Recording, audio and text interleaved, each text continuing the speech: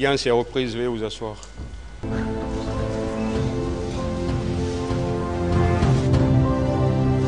Ministère public contre M. C.C. Raphaël Abba et plusieurs autres. M. Thibou Kamara, venez à la barre s'il vous plaît.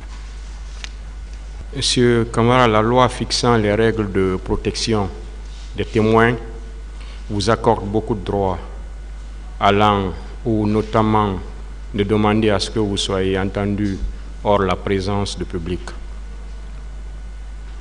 à moins que vous ne vouliez qu'on vous entende en audience publique. Monsieur le Président, avec votre permission, ça ne me gêne pas d'être entendu en audience publique. Je n'ai pas compris. Ça ne me gêne pas d'être entendu en audience publique. Votre nom, s'il vous plaît? Thibou Kamara. Vous avez quel âge? Je suis né le 4 novembre 1973. Où? À Dinguiraye. Quelle est votre profession? Journaliste. Où vous êtes domicilié? À Kipé, dans la commune de Ratoma. Je ne vais pas vous citer tous les accusés qui sont présents dans la salle, en estimant que vous les connaissez déjà, ou vous avez entendu leur nom lorsqu'on les appelait. Est-ce que vous avez... Bon, à part eux, il y a beaucoup de victimes aussi qui ont comparu à la barre de ce tribunal. Certainement, vous avez suivi les interventions de certaines. Donc, on va vous demander, est-ce que vous avez des liens de parenté avec ceux-ci? Je veux parler des accusés et des victimes. Non, Monsieur le Président, je n'ai aucun lien de parenté avec un accusé ou une victime. Est-ce que vous avez des liens de subordination?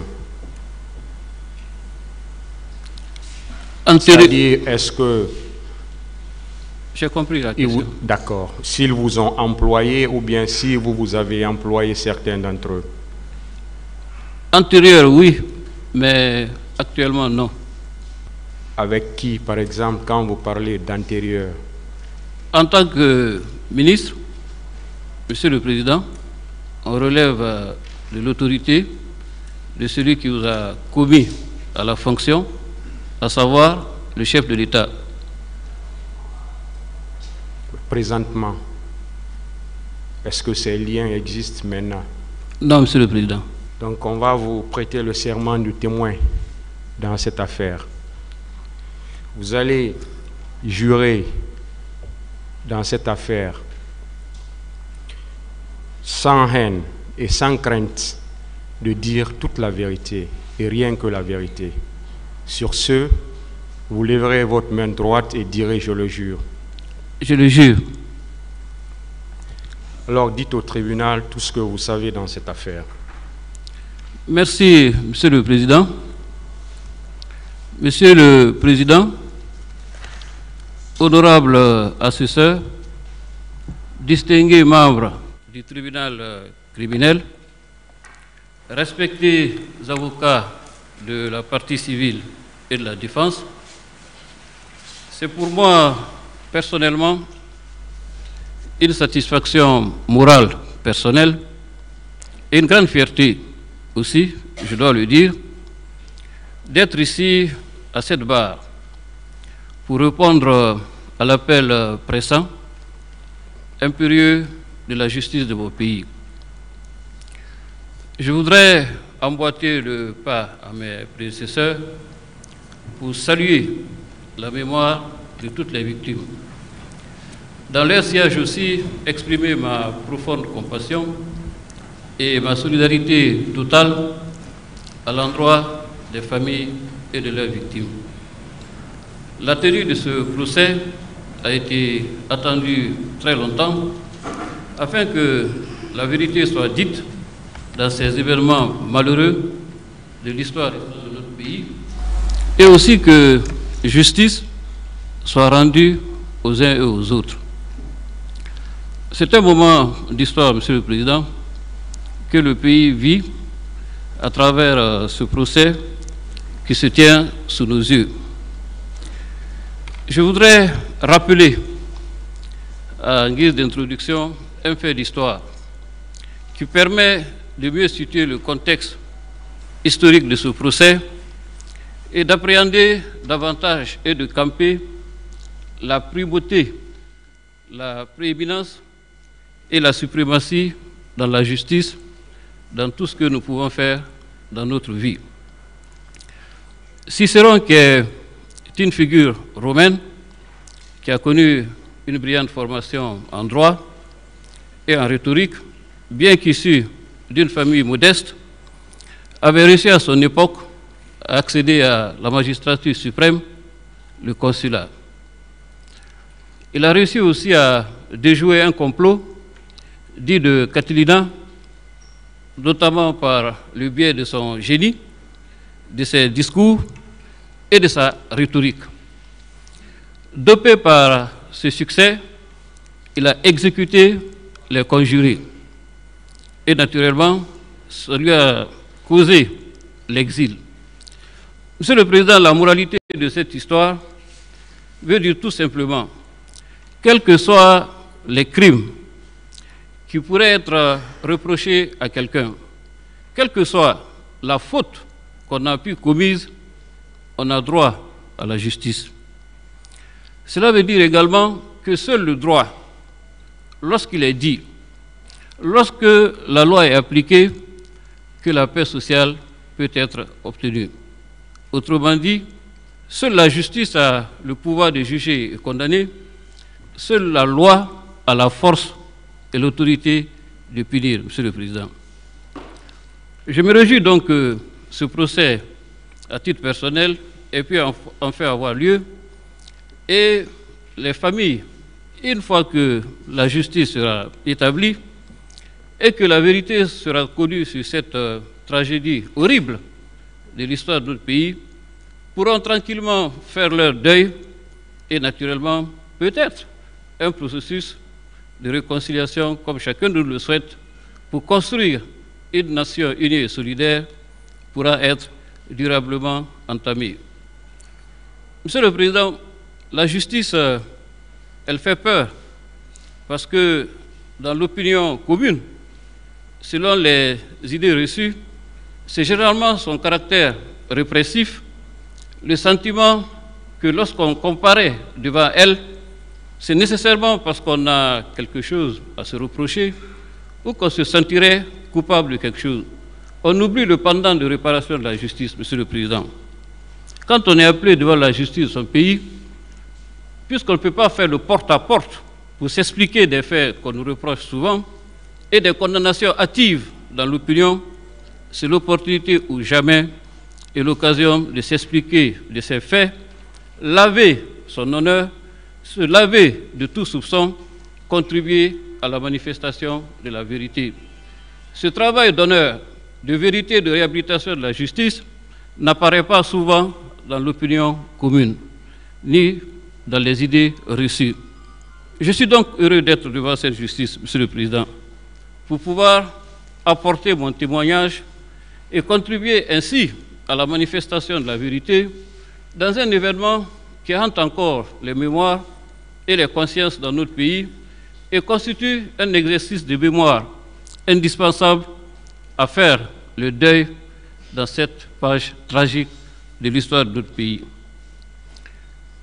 Monsieur le Président, ici, devant votre juridiction et la justice en tant qu'institution en général, ce ne sont pas les déclamations, les préjugés, les procès publics, comme on en a l'habitude dans notre pays, les accusations rapides. Ici, devant vous, ce sont les faits, la vérité, l'exactitude, la certitude et l'application de la loi, suivant bien sûr votre intime conviction. Je salue cette vocation de la justice et me félicite de cette mission qui vous incombe et qui, j'estime, est profitable à l'ensemble de la société. Nous sommes ici, Monsieur le Président, il ne faut pas se le cacher, par rapport à l'enjeu du pouvoir. Parce que derrière ce procès, historique, en filigrane, il y a l'enjeu du pouvoir, la dispute pour l'exercice du pouvoir, la dispute pour la conservation du pouvoir.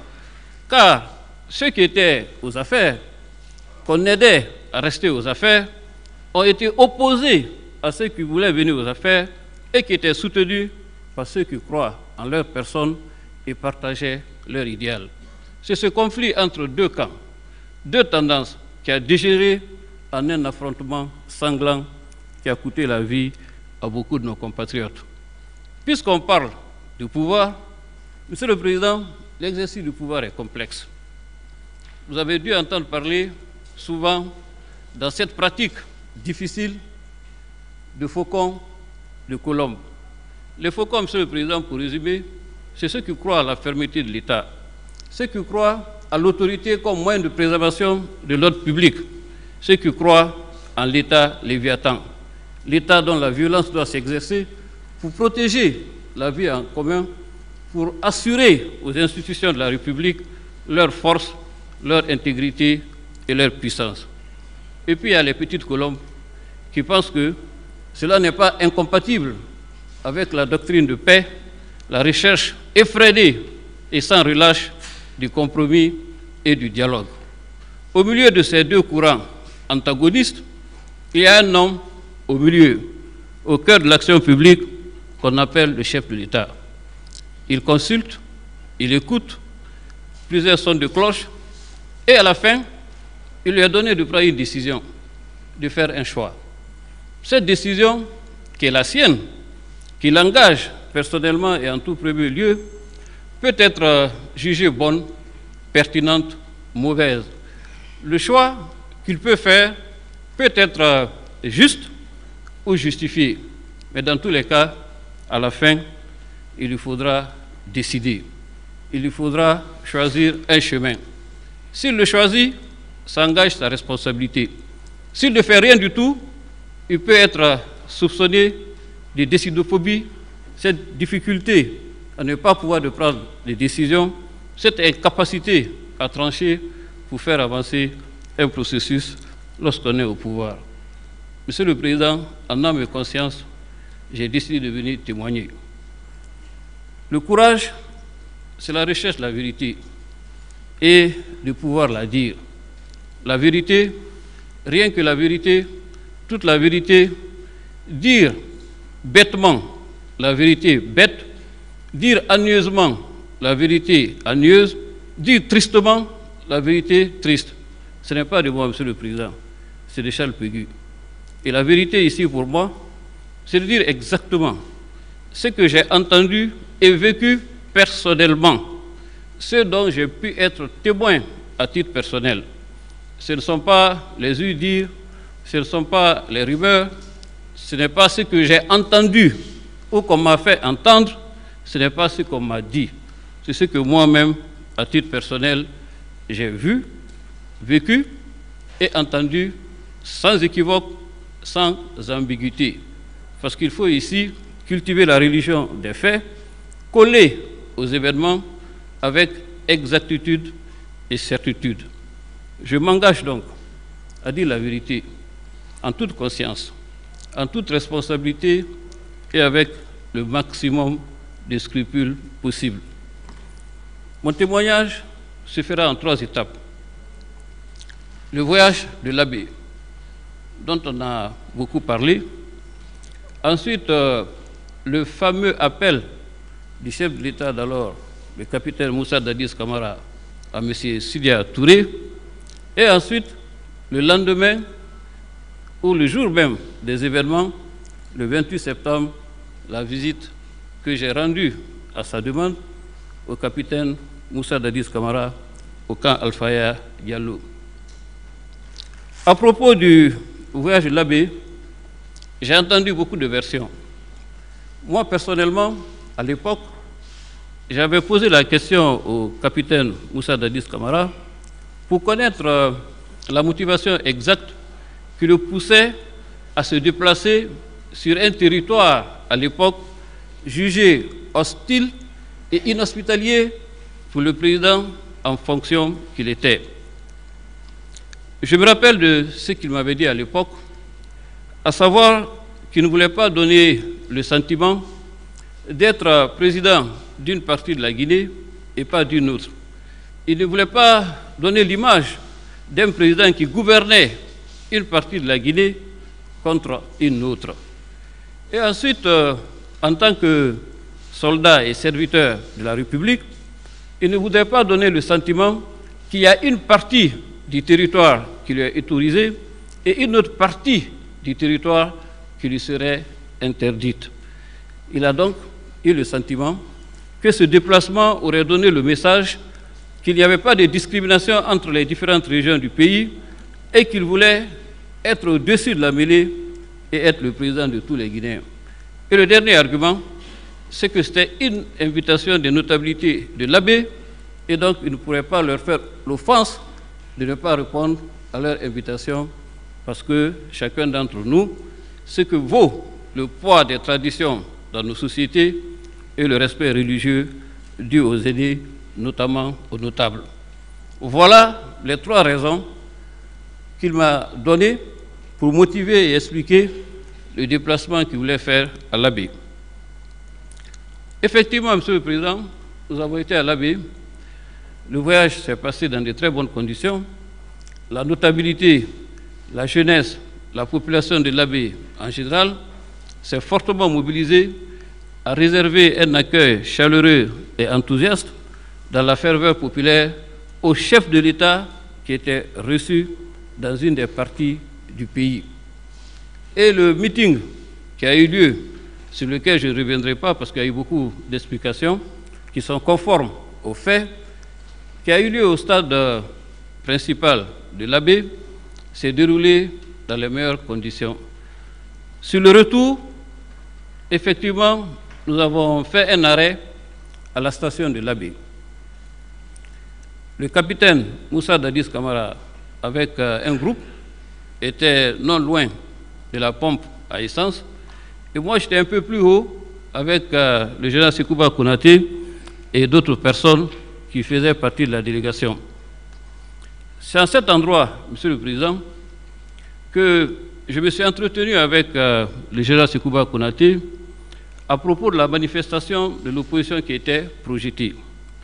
Je lui ai expliqué que, personnellement, je souhaitais que lui et moi, nous en parlions, pour qu'à son tour, il en parle au capitaine Moussa Dadis Camara, parce que les prémices d'une confrontation se décidaient avec la détermination farouche de l'opposition des forces vives, on dira à cette époque, d'organiser vaille que vaille la manifestation et le souci des autorités que la manifestation ne vienne pas troubler l'ordre public et surtout ne coïncide pas avec une date jugée historique et donc appartenant à l'ensemble des Guinéens.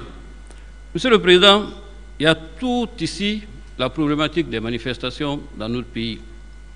Vous avez d'un côté le souci des citoyens, des organisateurs de ces manifestations, d'exercer des libertés et des droits qui sont reconnus par nos lois et par nos textes. Et de l'autre côté, vous avez un État, quel qu'il soit, qui a le souci que, bien que ce droit soit reconnu, cette liberté soit consacrée, que cela puisse s'exercer dans l'encadrement de la loi, dans le respect des libertés des autres, bref, de manière à ce que l'ordre public ne soit pas troublé, ses droits et ses libertés peuvent s'exercer pleinement. J'ai expliqué au général Sekouba que les deux préoccupations n'étaient pas tant que ça inconciliables. Nous aurions pu, et nous devons, parler avec les organisateurs pour engager leurs responsabilités par rapport à l'organisation de la manifestation, pouvoir trouver